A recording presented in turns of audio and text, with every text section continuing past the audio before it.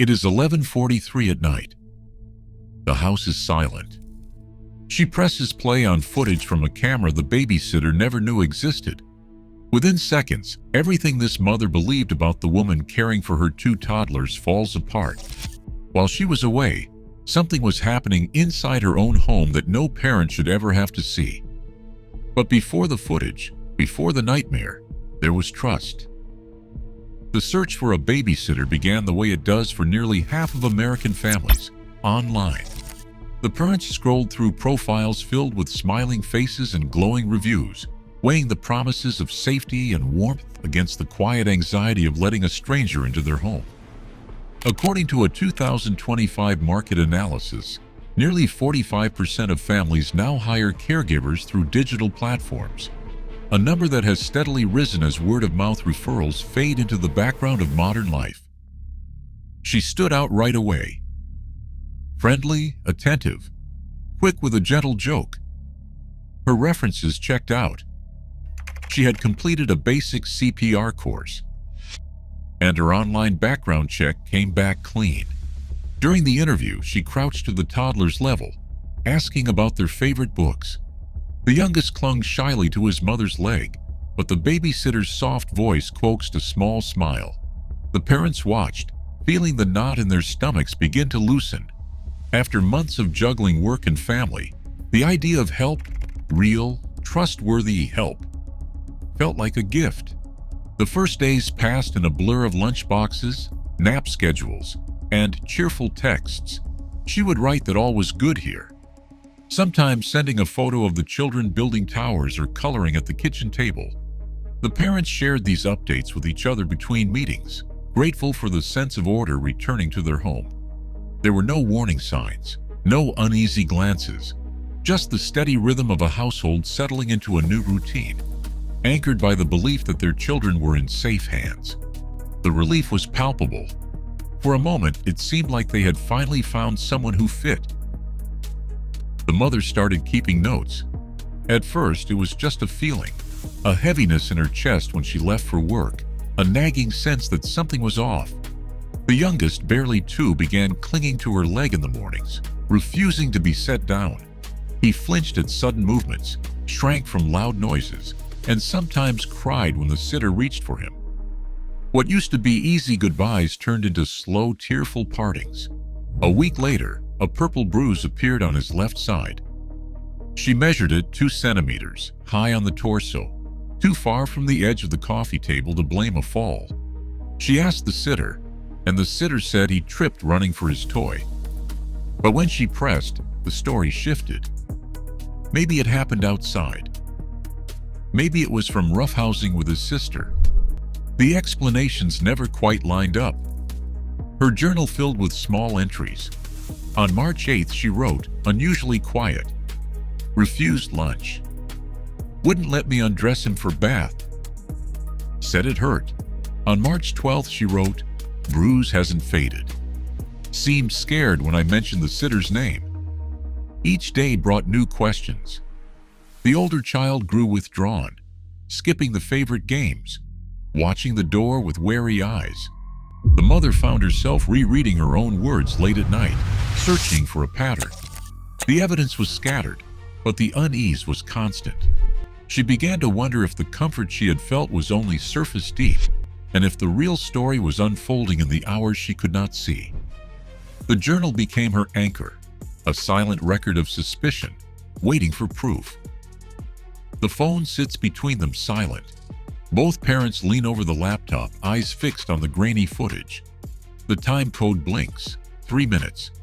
The child is on the living room rug, small hands reaching for a toy. The babysitter enters the frame, her face unreadable. There is a sudden movement. She grabs the toddler by the upper arms, lifts him off the floor, and shakes him. The child's head snaps back. A sharp, panicked cry fills the room, piercing and unmistakable.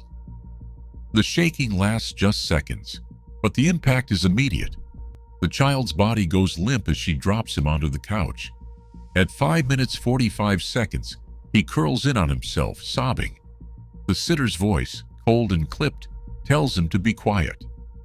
He pleads, "Stop it. A bruise, 2 centimeters wide, dark and blooming, will be noted by urgent care staff later. But in this moment, there is only the sound of a child's pain and the parent's shock hardening into something urgent and unyielding. The father grabs the phone. His voice shakes as he dials. He says, "We need help. Right now." Silence stretches between them, broken only by the child's distant recorded sobs. A uniformed detective arrives before sunrise. He introduces himself quietly, notebook already in hand. The mother hands over the small USB drive, her fingers shaking. He logs the evidence on the child abuse report, case number, timestamp, item description. Every detail matters. Who received it, when, and how it was handled. The detective seals the drive in a tamper-evident bag and writes his initials across the seam.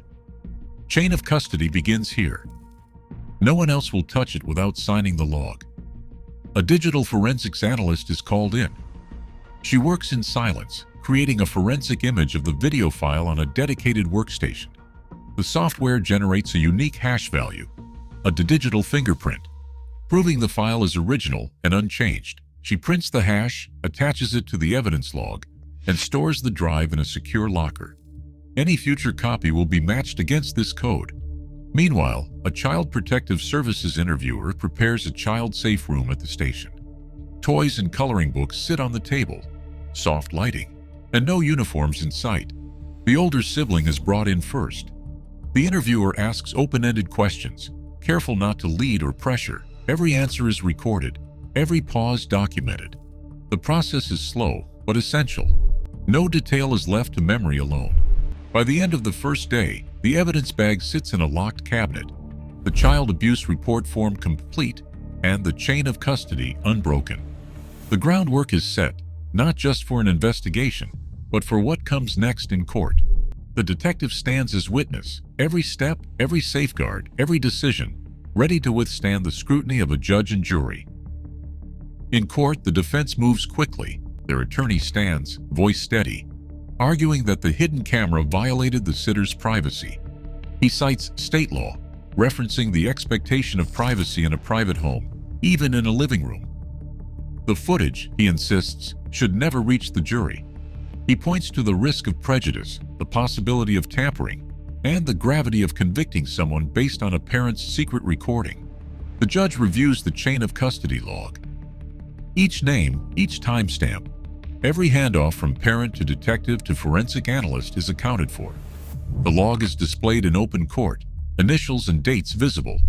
The prosecution calls their digital forensics expert.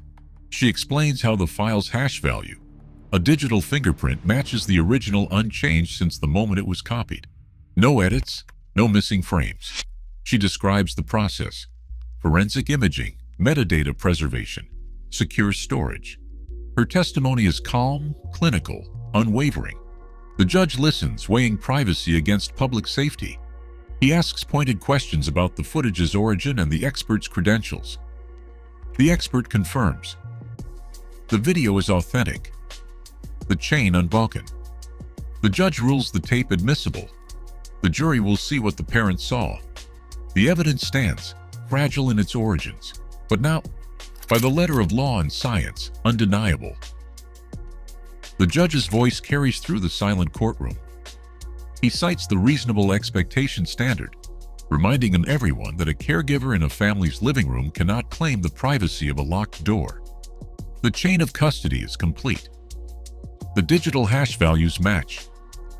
The footage, as the judge says, is not only admissible, it is necessary. 12 jurors watched the video again, eyes fixed, some flinching at the sound of the child's cry. The defense attorney sits motionless, lips pressed tight. The prosecution's closing words echo. "You have seen the truth for yourselves." Deliberation begins. Minutes pass. Then an hour. The mother sits with her hands folded, knuckles white. The father stares at the floor, jaw set. In the gallery, not a whisper. The jury files back in, faces unreadable. The foreperson stands. The judge asks for the verdict. One word. It lands like a bell. Guilty. For the first time in months, the mother allows herself to breathe. The judge's gavel falls. The jurors remain silent, witnesses, not participants, to the weight of what they have decided. Sentencing will come later. But for now, the word hangs in the air, final and unforgiving. Tonight, nearly 600,000 U.S. children remain in the care of non-parental caregivers. Hidden cameras capture what eyes miss. Trust, once shattered, is slow to return. For every family, vigilance is now part of love. The silent spaces in a home still hold secrets. What would your walls reveal?